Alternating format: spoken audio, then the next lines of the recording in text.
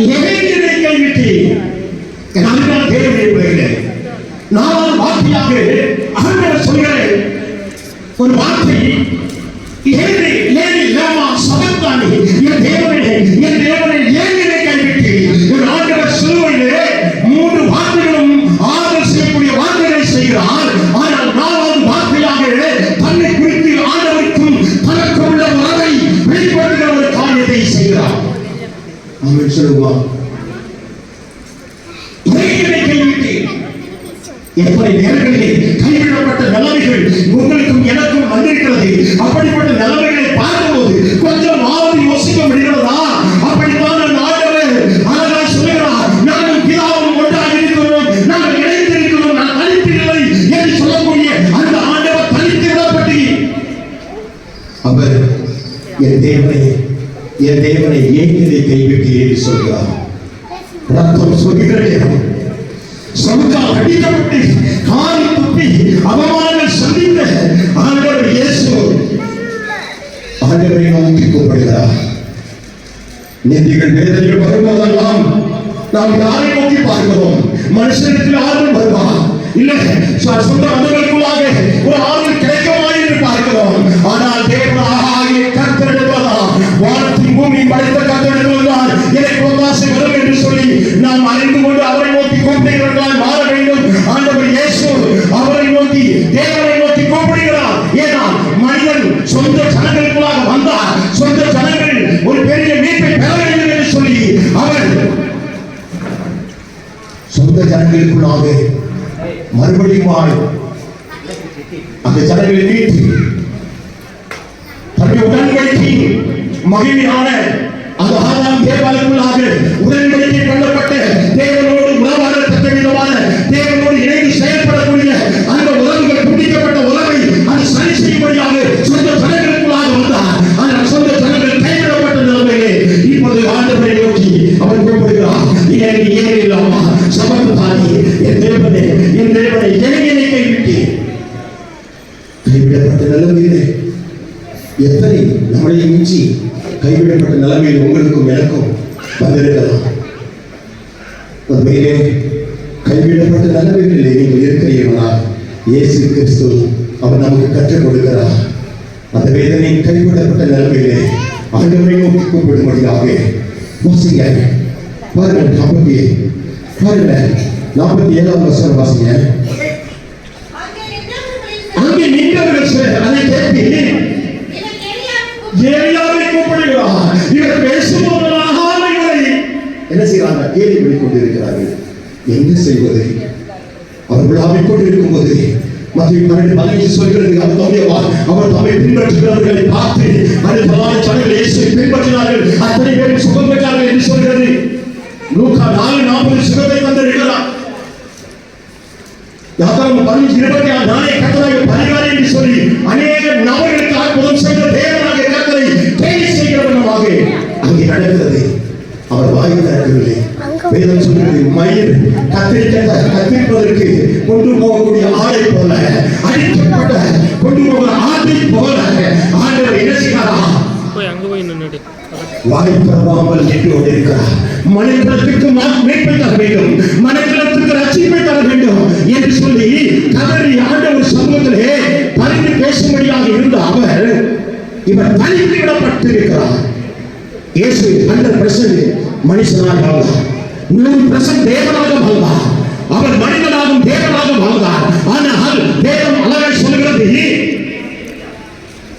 மனுக்குலத்தின் ஒட்டுமொத்த பாவங்களை சுமக்கிற தேவ ஆட்டுக்குட்டியாய் அவர் இருப்பதினாலே ஆண்டவருக்கும் அவருக்கும் உணவு துண்டிக்கப்பட்டு விட்டது.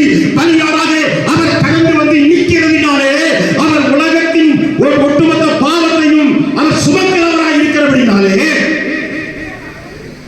பாவத்துக்கும் தேவனுக்கும் உறவுகள் இருக்கவே இருக்காது. அழகாய் நான் நினைக்கிறேன், ஏசாயா தீர்க்கதரிசி புஸ்தகம் 57ஆம் அதிகாரம் நினைக்கிறேன், ரட்சிக்கப்படாதபடிக்கு அவருடைய கரம் குறுகி போகவில்லை, கேட்கக்கூடாதபடிக்கு அவருடைய காதுகள் என்ன செய்யல, உடைய பாவங்களை அவருக்கும் நமக்கும் உறவுகள் துண்டிக்கப்பட்டு இருக்கிறது, பிரிவினை உண்டாக்கி இருக்கிறது. அவர் பாவம் அவர் முற்றுமுத்த அவர் உலகத்தின் பாவத்தை சுமக்கிறபடினாலே அந்த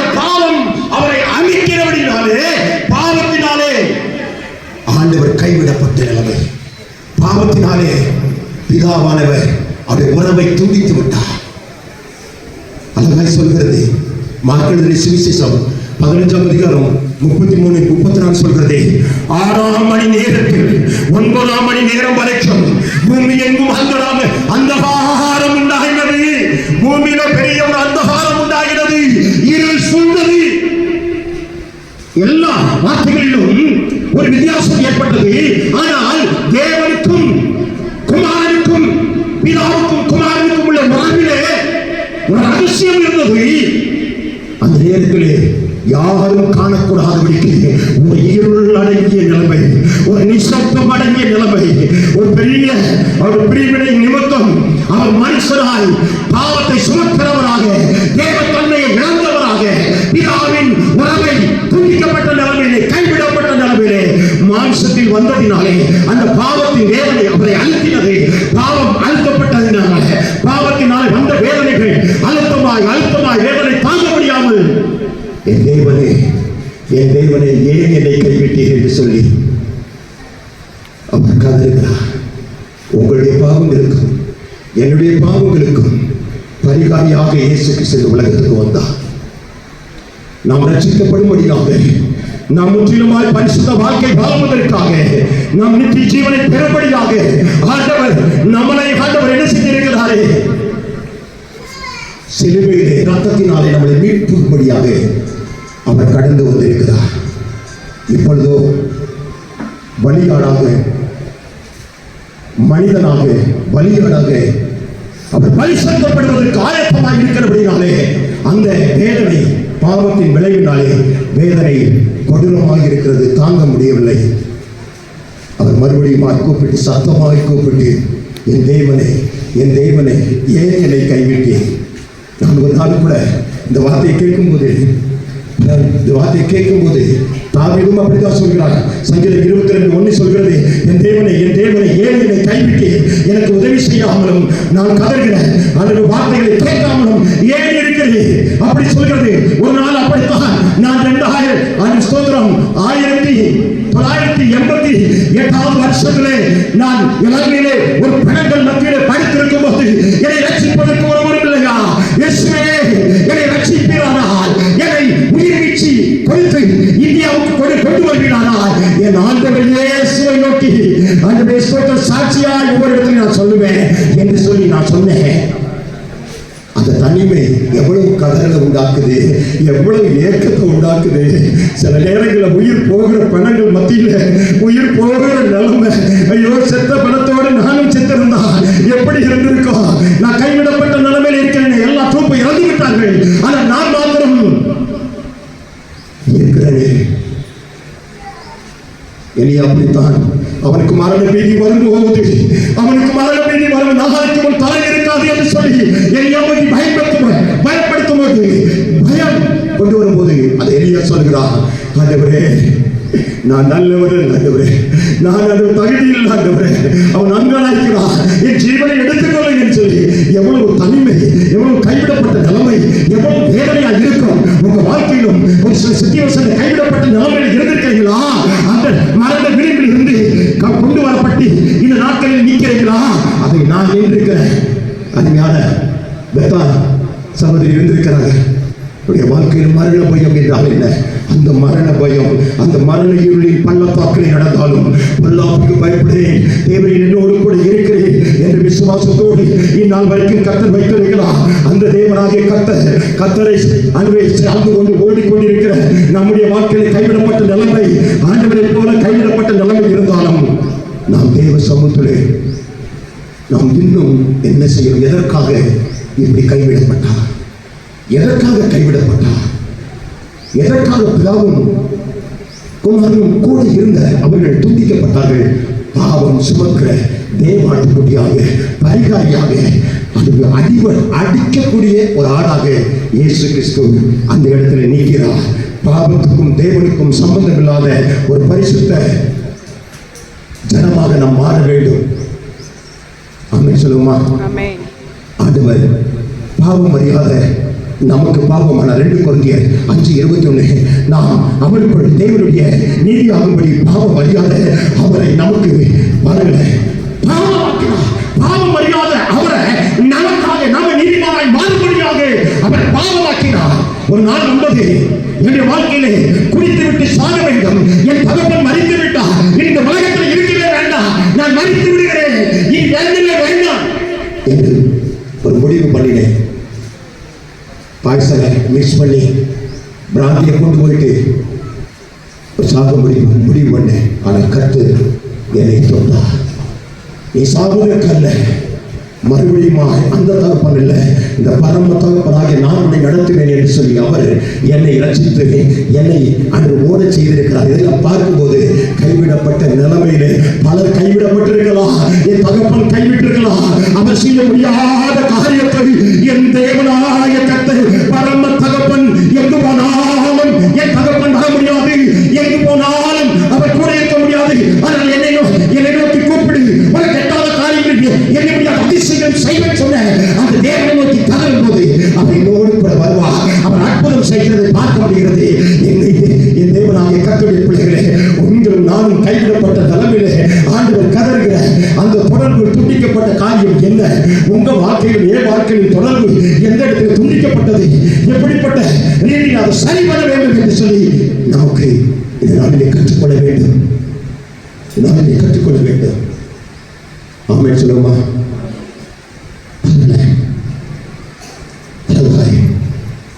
எபிரேயர் 4:15 நம்முடைய பலிபீடங்களை குறித்து பலியிடக்கூடிய பிரதான ஆசாரியர் நமக்காமல் எல்லா விதத்திலும் நம்மை போல் சோதிக்கப்பட்டு பாவம் இல்லாதவராய் இருக்கிற பிரதான ஆசாரியரே நமக்கு இருக்கிறார். பிரதான ஆசாரியன் ஒருவன் இருந்தால் முதலாவது தனக்கு ஒரு பலியை செலுத்தி தனி சுத்திகரித்துக் கொள்வார். ஆனால் இந்த ஆசாரியன் பிரதான ஆசாரியராக இயேசு கிறிஸ்து பாவம் இல்லாத ஒரு ஆசாரியர். ஆமென் சொல்லுமா? பரிசுத்த ஒரு தேவன் அவர் கொள்வதாம் வழியிலே கோர சிலுவையிலே அவர் தொங்குகிறார். நான் அடிக்கப்படுவேன், வாழ்நாள் அடிக்கப்படுவேன், அவமானப்படுவேன், 3 நாள் மறித்து 3 நாள் உயிரோடு இருப்பேன். தெரியும், அவருக்கு தெரியும். தெரிஞ்சு நான் சாக போறேன் தெரிஞ்சு எல்லாத்தையும் சொல்லி அவர் ஆண்டவருக்கும் அவருக்கும் உள்ள உறவு துண்டிக்கப்பட்டதை நினைச்சு மாம்சத்திலே அவர் அங்கலாய்க்கிறார். நம்முடைய வாழ்க்கையில் நம்ம ஆண்டவர் ஒருவர் இருக்கிறார். 1 யோவான் 3:5 சொல்கிறது, நம்முடைய பாவங்களை சுமந்து தீர்க்க வெளிப்பட்டார் என்று நாம் அறிந்து அவரிடத்திலே பாவம் இல்லை என்று நாம் உணர வேண்டும். பாருங்கள், இரண்டாவது வார்த்தை பேசும்போது பாருங்கள், இன்றைக்கு நீ என்னிடத்தில் நினைச்சுமா பரதேசிலே இருப்பான். எப்படி பரதேசிலே இருப்பான்? அவன் இயேசுவை அறிந்தான், அவர் பரிசுத்தர் என்று அறிந்தான், அவர் குற்றமில்லாதவர் என்று அறிந்தான். அவரை அறிவிலே அவன் மறந்திருந்தான். அடுத்து சொன்னால் அவர் துண்டப்பட்டான். உன்னுடைய ராஜ்யத்திலே, தேவனுடைய ராஜ்யம் வரைக்கும் அவன் அறிந்திருந்தபடினாலே உன்னுடைய ராஜ்யத்தில் வரும்போது என்னை நினைத்துக் கொள்ளுங்கள் என்று சொல்லி தேவனை அறிந்திருந்தபடினாலே நித்திய வாழ்க்கைக்கினராய் அவன் திரும்பினான். நீங்களும் நானும் எந்த நிலையில் இருக்கிறோம்? கைவிடப்பட்ட நிலையிலே உலகத்தை பார்த்துக் கொண்டிருக்கிறோமா? உலகங்களை பார்த்துக் கொண்டிருக்கிறோமா? என் தேவனாகிய கர்த்தரை நோக்கி பார்க்க வேண்டும். நாசில் சுவாசம் உள்ள ஒரு மனுஷனும் நம்பவே கூடாது. ஆமென் சொல்லுமா? ரோமர் 8:3 சொல்றது, அது எப்படி மாம்சத்தினாலே பலவீனமாக இருந்த நியாய பிரமாணம் செய்யக்கூடாததை தேவனே செய்யும்படி தம்முடைய குமாரனை பாவ மாம்சத்தின் சாயலாக பாவத்துக்கு ஆக்கினைக்குள்ளாக தீர்த்தார். தம்முடைய குமாரனையே அனுப்பி அவர் ஸ்தோத்திரம் நம்முடைய பாவங்களை போக்கும் பரிகாரியாக அவர் இந்த உலகத்துக்கு அனுப்பினார். இந்த நிலையில தான் இயேசு இருக்கிறார். ஒரு பாவம் ஒரு பிரிவினை உண்டாக்குறது என்பதை அறிந்து கொள்ள வேண்டும். யோவான் 1:29 சொல்கிறது, இது உலகத்தின் பாவத்தை சுமக்கிற தேவ ஆட்டுக்குட்டியாக. எப்படி? உலகத்தின் பாவத்தை சுமக்கிற தேவ ஆட்டுக்குட்டியானவர் இருக்கிறார். அவர்தான் பாவத்தை என்ன செய்கிறார்? சுமக்கிறவர், பரிசுத்தமாக்கிறவர். வேதம் சொல்கிறது, வருத்தப்பட்டு பாரம் சுமக்கிறவர்களே நீங்கள் எல்லாரும் என்னிடத்தில் வாருங்கள், நான் உனக்கு இளைப்பாறுதல் தருவேன். இயேசுவை நோக்கி பார்க்கும்போது சிலுவையை பார்த்தா எனக்கு ரொம்ப சந்தோஷம். இன்னைக்கு குட் ஃப்ரைடே மிகுந்த ஒரு சந்தோஷம். ஏன்னா இது துக்க நாட்கள் அல்ல, இது துக்க நாட்கள் அல்ல. 2000 வருடங்களுக்கு முன்பாக என் ஆண்டவர் இயேசு, என் தகப்பனாகிய தேவன் என்னை பரிசுத்தப்படுத்தும்படியாக கரம் செலுத்தி மீட்பை கொடுத்திருக்கிறார், ரட்சிப்பை கொடுத்திருக்கிறார். நீங்களும் நானும் சரியாகும்படியாக இங்கே கூடியிருக்கிறோம். இது ஓட வேண்டிய தூரம். அழகாக சொல்கிற ராஜாக்களின் புத்தகத்துல சொல்ற, எலியாவை தட்டி எழுப்பி நீ போக வேண்டிய தூரம் வெகு தூரம்.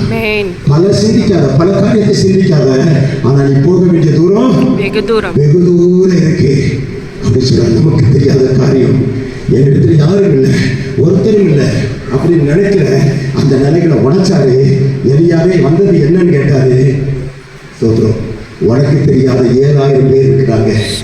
ஆமே, கர்த்தர் உங்களுடைய பட்சமாய் ஆண்டவருக்கு முன்பாக நிற்கிறீர்களானால், ஆண்டவருக்கு முன்பாக தகுதி உள்ளவர்களாய் நீங்கள் நிற்கிறீர்களானால், தேவ சித்தத்தை செய்கிறவர்களாய் இருப்பீர்களானால், ஆண்டவருக்கும் நமக்கும் ஆண்டவரில் துண்டிக்கப்பட்ட பகுதிகள் சரியாக்கப்பட்டு தேவனுக்கும் நமக்கும் உறவுகள் சரியாக இருக்குமானால், தேவனாகிய கர்த்தர் நம்மளோடு கூட இருந்து அழகாய் யாத்திரை புஸ்தகம் 34ஆம் அதிகாரம் 10ஆம் வசனம் சொல்கிறது, இதோ ஒரு உடன்படிக்கை பண்ணுகிறேன் எந்த ஜனங்களும் எந்த ஜாதிகளுக்குள்ளே ஆண்டவர் ஆகிய கர்த்தர் அவர்கள் காணும்படியாக ஆண்டவர் அவர்களோடு கூட இருந்து செய்யக்கூடிய காரியம் பயங்கரமாக இருக்கும் என்று சொல்கிறார். உன்னோடு கூட இருந்து செய்ய போகிற காரியம் பயங்கரமாக இருக்கும். கரங்கள் தட்டி, எல்லா கரங்கள் தட்டி ஒப்பு கொடுப்போமா? எல்லா கரங்கள் தட்டி தேவனை ஒப்பு கொடுப்போம். யோவான் 10:30 சொல்கிறது, நானும் பிதாவும் ஒன்றாய் இருக்கிறோம். நாங்களாய் அவரும் நானும் ஒன்றாய் இருக்கிறோம். ஆனா இப்ப உறவு துண்டிக்கப்பட்டது, உறவு துண்டிக்கப்பட்டது. வேதம் அழகாக சொல்றது, சங்கீதம் 139 கடைசி நினைக்கிறேன். அது பாருங்கள், வேதனை உண்டாக்கக்கூடிய வழிகள் இருக்குமானால் அதை ஆராய்ந்து நீதி வழிக்குள்ளாக மாற்ற வேண்டும். வேதனை உண்டாக்குற வழிகள் இருக்கா? உலகத்துக்குரிய சிந்தைகள் இருக்கிறதா? பாவத்துக்குரிய தொடர்பில் இருக்கிறதா? நாம் வேதனை உண்டாக்குற வழிகளை துண்டிக்க வேண்டும். அப்பொழுது தேவனுக்கும் நமக்கும் உள்ள உறவு சரியா இருக்கும்.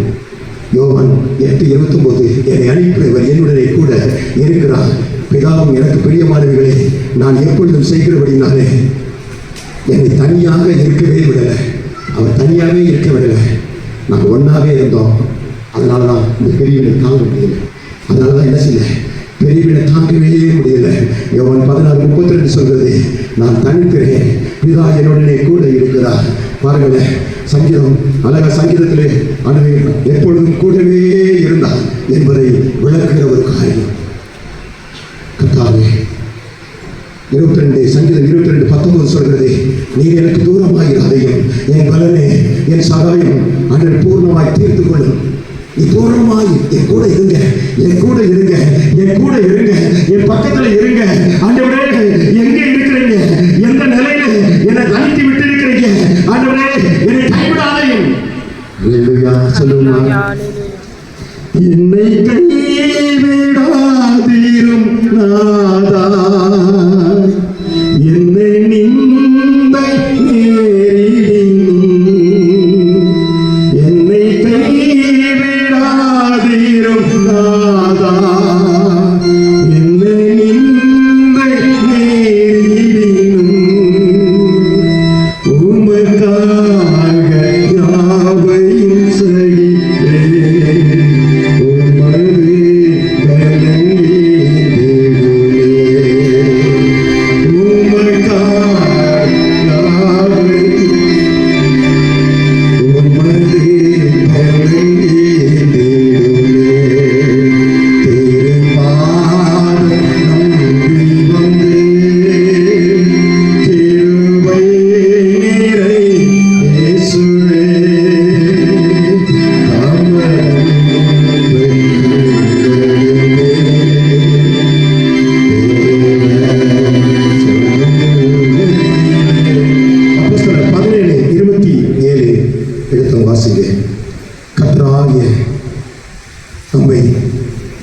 அவர்கள் தடவி ஆயிலும் கண்டுபிடிக்கத்தக்கதாக தம்மை தேடும்படிக்கு அப்படி செய்தார்.